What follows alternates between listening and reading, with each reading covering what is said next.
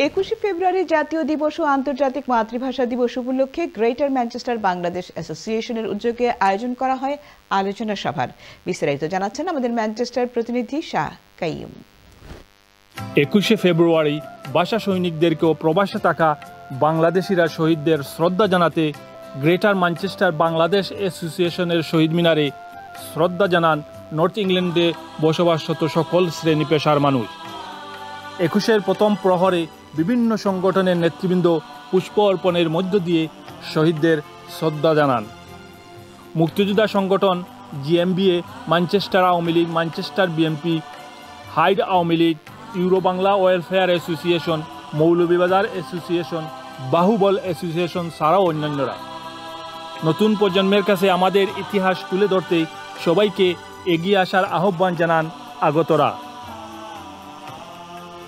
প্রতি বছরের ধারাবাহিকতায় আজও গ্রেটার ম্যানচেস্টার বাংলাদেশ অ্যাসোসিয়েশন সহ ম্যানচেস্টারের বসবাসরত সামাজিক সাংস্কৃতিক সংগঠন সবাইকে নিয়ে শহীদদের প্রতি ভাষা আন্দোলনের শহীদদের প্রতি বিনম্র শ্রদ্ধাঞ্জলি আমরা সবাই অর্পণ করেছি।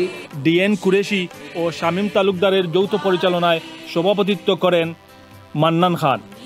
উপস্থিত ছিলেন মুক্তিযোদ্ধা doctor Nazrul Islam, sir doctor Enam Ahmed, Ruhul Amin Ruhel, Saleh Ahmed, Kamal Ahmed, Arman Sikder ছাড়াও অন্যান্যরা। Shah Kaiyum, channel S news, Manchester.